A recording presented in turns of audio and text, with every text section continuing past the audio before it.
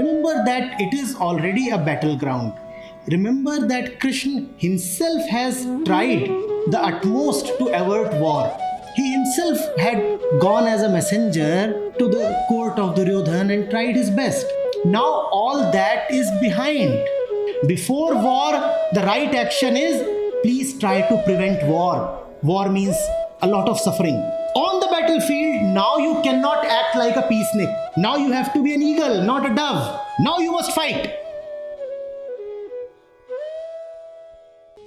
Acharya ji, in today's satsang, many questions that we have received have come up from the mystical poetry of Laldev. Another one is asked by Vandita. She has quoted Laldev. By the highway I came, but by the highway I return not. And so I find me still on the embankment, not having gone even half the way. And the day is gone, the light has failed. I search my pockets, but not a Kori find. What shall I pay for the ferry fee? The seeker Vandita inquires. By the highway I came. Sorry for interrupting the question, it doesn't matter.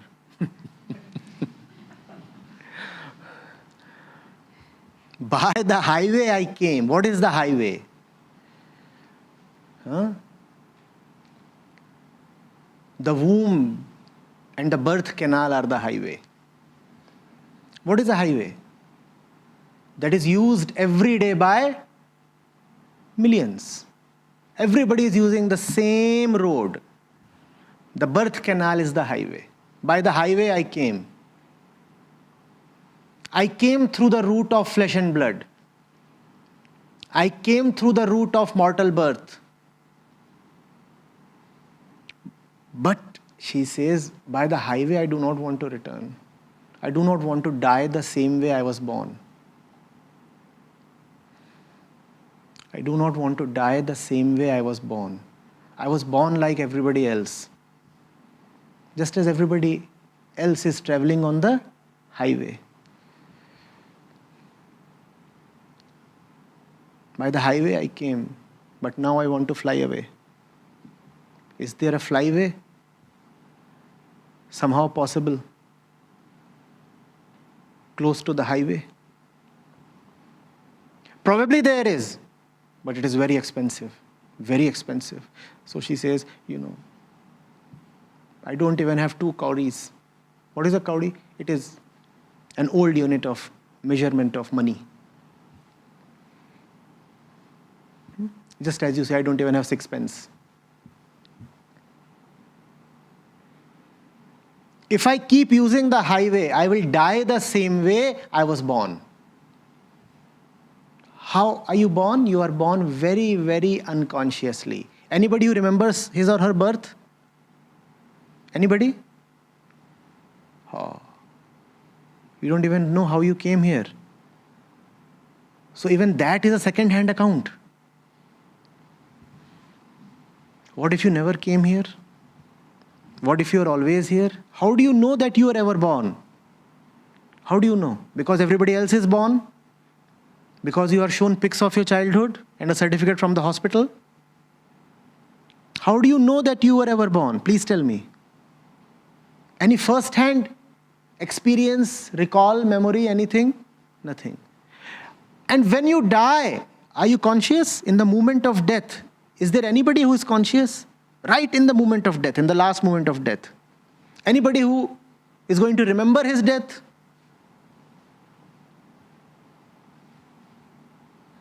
We die the same way we take birth. Unconsciously. Unconsciously we are born and unconsciously we die. And that implies that everything in between is also going to be necessarily unconscious. How can there be pure consciousness between 2 points of unconsciousness? That's the highway, It's a highway of deep unconsciousness. Laldev is saying, by the highway I came, by the highway, I will return not, I am determined, because it's a very bad highway. It's a highway through which only the dead travel.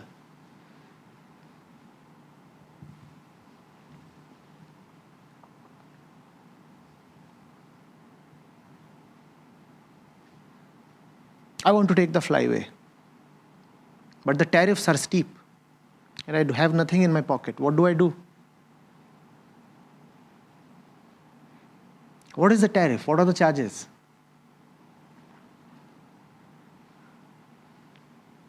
Sadhana is the charge. Deep and real work is the charge. That is what you have to pay. And hence that is what you have to firstly earn. That's what this life is for. Earn the airfare. Else you will be condemned to stay on the mortal highway. Laldev is grieving. She's saying, a lot of my years are already behind me and I haven't yet earned much. Any day the flight can announce its departure. Have I saved enough for the fare? She says, no, not yet. So I have to hurry up. That's what the entire spiritual process is about. Collecting the airfare so that you can rise up. Otherwise you stay crawling on the highway.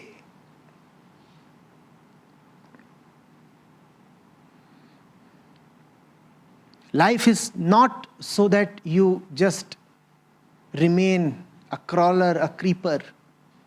Life is so that you can take off. And taking off, as you know, is expensive. It is not for the ones who keep squandering money.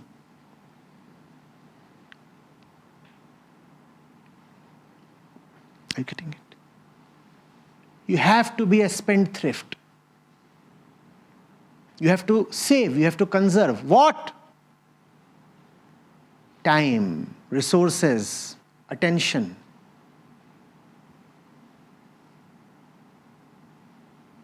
If you keep spilling all these needlessly, mindlessly,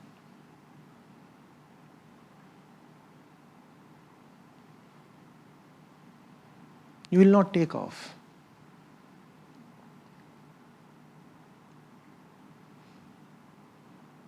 And remember, we do not know the flight schedule.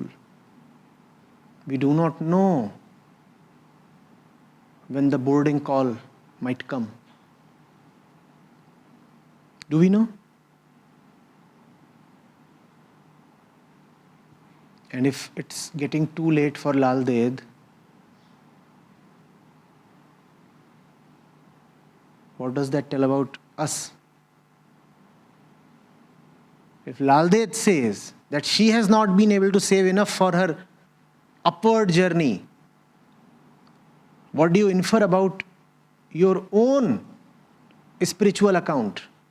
How much have you saved? The reference is Laldev. Her account is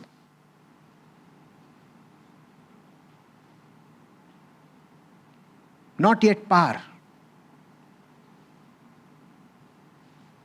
Can you infer something about your own account? What? Zilch. Oh, no. Overdraft. Minus. Maybe Laldev's account says 2 Koris or 6 pence. Our account says minus $1,000. And then we want to pay from this account to take the flight.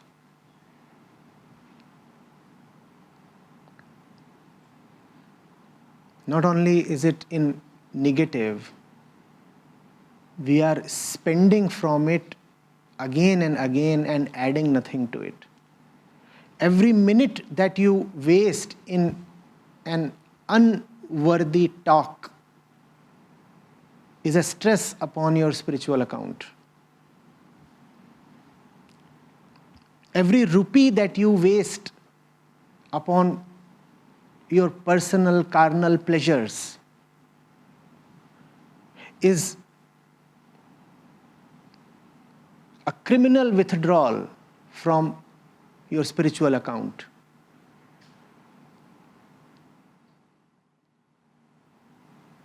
And the highway is anyway waiting.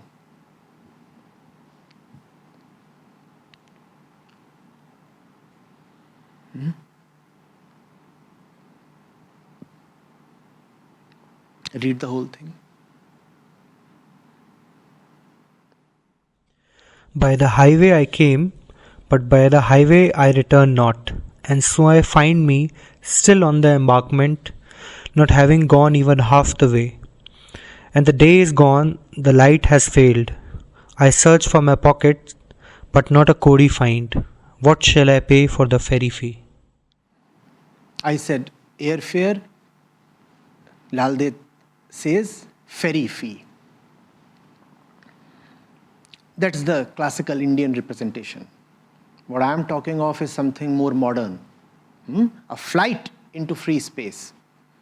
Laldev says ferry fee. Crossing the Vaitarani, crossing the Bhausagar. So a boat is needed rather than the highway. Be it the aircraft or the boat, both demand their fares and you have to save. Have you saved? Are you saving? Or are you expending more and more?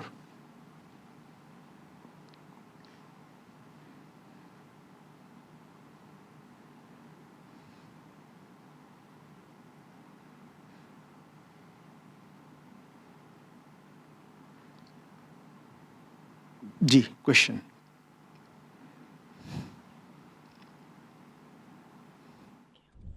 Acharya ji, today you sent this beautiful verses of Lalleshwari Bai. Just touched the heart. And this was one of actually my favorite because I know it contains a lot of stuff which I need to know.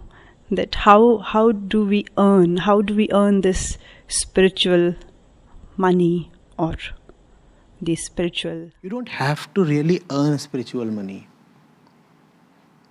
You already have a certain balance available to you when you are born.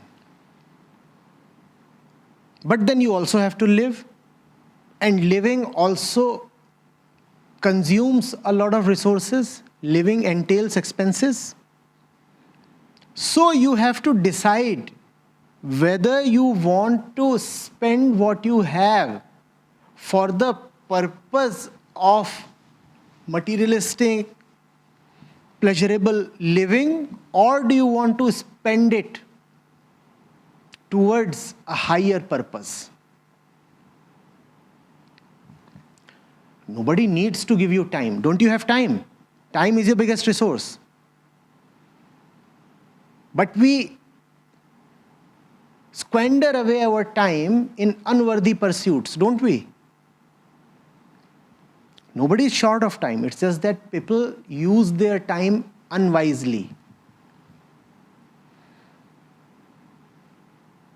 Similarly, don't you have the capacity to know and understand? Don't you have the power to attend? You have all these. But then we start attending to all the trivial things in life.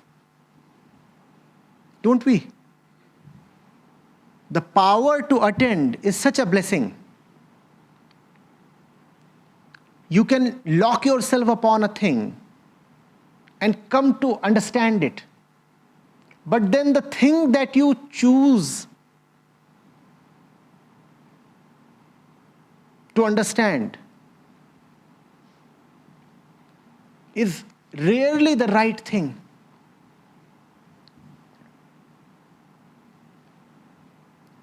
You have the power to choose your company, your place, your relationships. But the place you choose to be present at is hardly ever the right place. Nobody needs to give you something additional. You just need to make discreet use of what you already have. You know how to read, right? You know how to read. But just see what you choose to read. Using your ability to read, you can read a Krishna, Krishnamurti, a Kabir, a Christ. But then what is it that most of us prefer to read?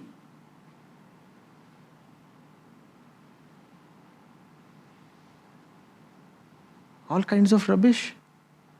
No? Now, do you need to be taught to read that you already know of? You don't need to be taught to read. You need to decide better what to read. And that's sadhana. Sadhana does not mean earning additional powers. Sadhana simply means making wise use of what you already have. And the one thing that you already have and waste mercilessly is yourself. Your time, your attention, your energy.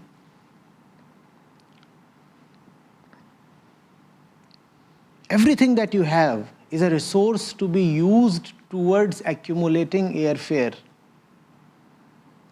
Memory is a resource, is it not? Is it not? Memory is a useful resource. But see what our memory is cluttered with. Is our memory cluttered with things that would enable our redemption? Yes, do we remember only stuff that would facilitate our salvation? Or do we remember all kinds of nonsense? Trite stuff that should have been forgotten long back. What is it that we choose to remember?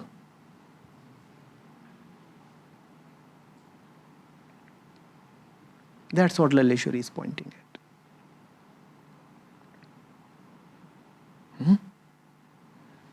The ego loves to proceed on adventurous pursuits. Sadhana means going out and earning something additionally and then proclaiming to the entire world, see, this is what I have and you don't have this. Sadhana does not mean that. Sadhana is much, much more in the sense of negation. Don't spend yourself where you are already invested in. Avoid, avoid, avoid. In many senses, sadhana is another name for avoidance. Upeksha. Avoid. Avoid. It's such a great mantra. It can rival any other mantra. It can compete with the most effective mantras that mankind has known. Just avoid. A-V-O-I-D. Avoid. That's sadhana.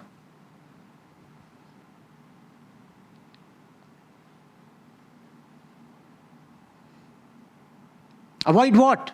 Avoid yourself. Stop being yourself. That's the biggest favor you can do to yourself.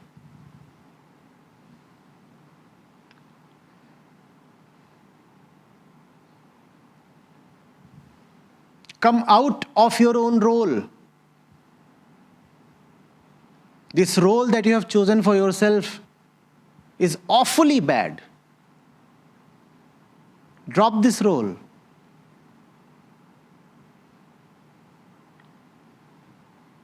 That's sadhana. Avoid being yourself.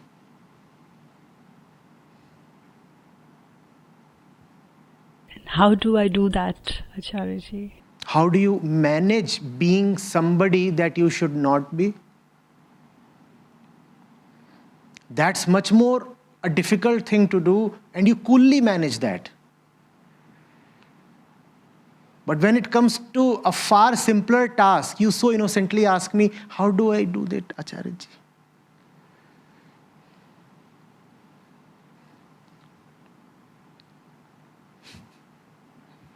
Like my driver, Ashok Janardhan Kulpati. He drives so very smoothly.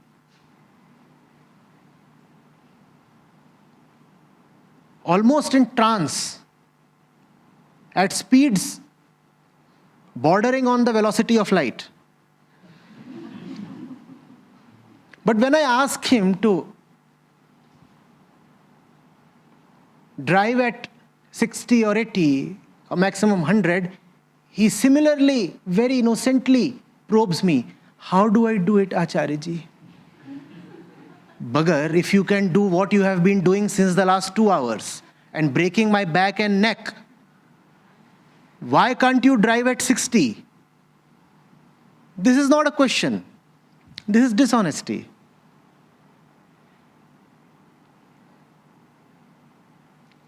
Janardhan Bhai never seeks my counsel to drive at 140. He just waits for me to doze off. If I doze off and wake up after an hour, I find myself in a transatlantic location.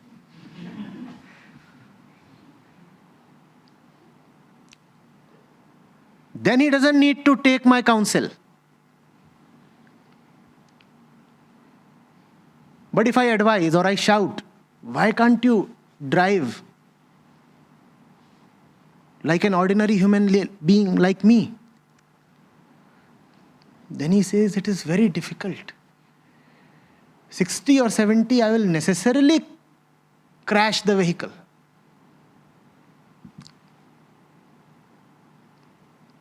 $80 means a heightened chance of accident. 60 means a definite accident.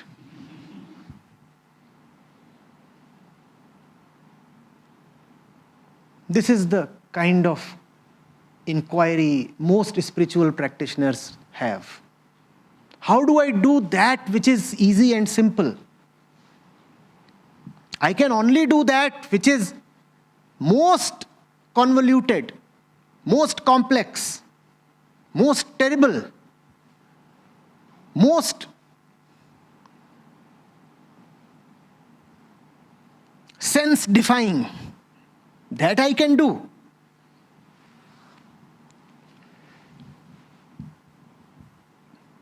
Do you understand how much it takes to live the life that most of us live? It is awfully difficult. And yet we manage.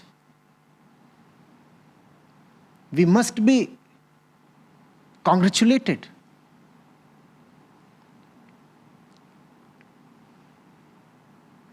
We deserve commendations. The murkier the life you are living, the more entitled are you for a great medal or something. Because it is very, very difficult to live a murky life, is it not? But we have practiced for long. And we have gained great expertise. So simple things, they do not appeal to us now.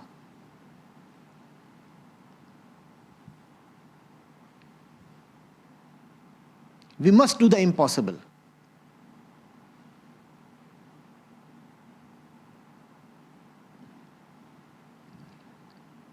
Have you seen the extent to which people go just to defend their ego? Have you seen? Have you seen the kind of pains people take just to defend their falsenesses? Have you not seen, please? Have you not seen? Is it not much simpler to drop the false? No. But we'll go to any extent, take on any kind of suffering just to defend the false ego. We will not do that which is obvious and simple and natural. That we will not do. We are prepared to live a life of torture on the rack. And that's how we live. A tortured life every moment. But we are not just willing to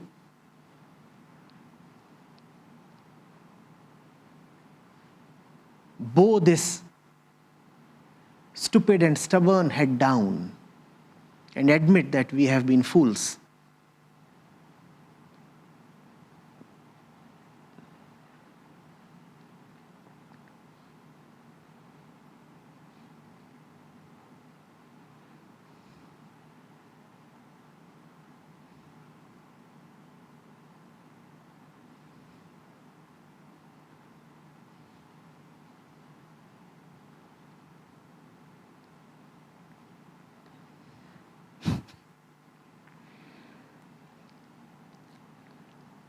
I can show you how you are executing yourself, torturing yourself by leading an unnecessarily stupid and evil life.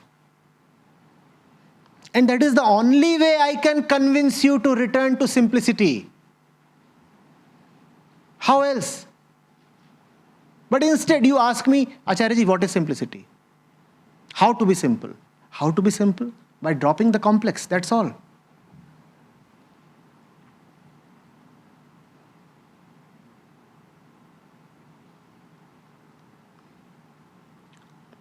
No.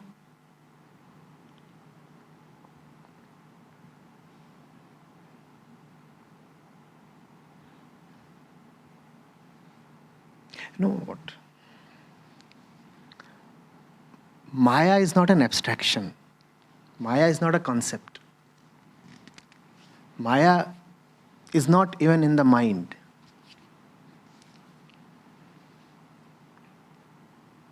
Maya is flesh and blood.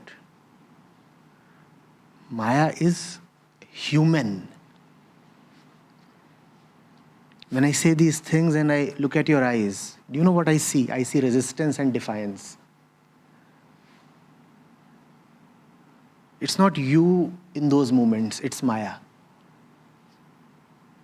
We are Maya. Maya is not just an idea. Maya is a human being. The human being that looks at me when I have made matters extremely obvious and extremely simple for you, and she looks at me as if she has understood nothing. That's Maya. Even after the thing has been made irresistible for you, if you have heard it, you cannot deny it, you cannot resist it. You have to take it, you have to bow down to it. But you look at me as if I'm talking some alien language. That is Maya. This face is Maya. How is it possible that you are hearing this, comprehending this, and yet refusing to acknowledge and change your life? How is it possible that your eyes are still hollow and barren, like the eyes of a robo? that just gathers information and changes not. These are eyes of defiance. Yes, yes, yes. You can keep saying whatever you want to. We are what we are. We will hear you out, but we will not listen. Forget about any change. We won't even acknowledge that there is a need for a change.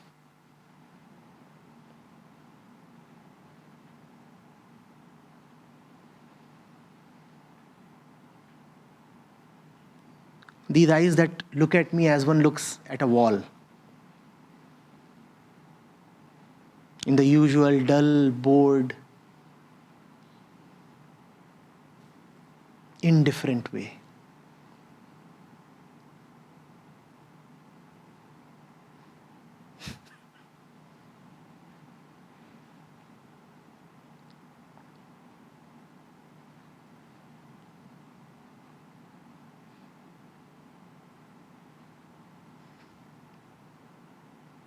Isn't that a great horror?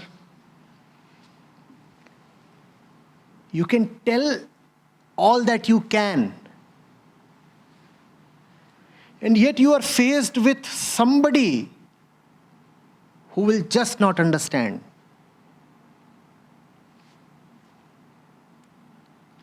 And beyond a point, you move from just telling to pleading. Now you are not telling, you are pleading. And the fellow is sneezing.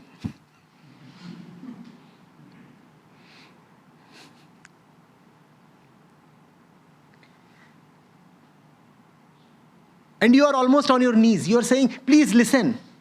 And the thing in front of you just refuses to understand. It's adamant, I will not understand. I think that is the most horrible spectacle in the entire universe possible. And you couldn't have simplified it any further. It's 2 + 2, 4 now. And the fellow is saying, I will not understand.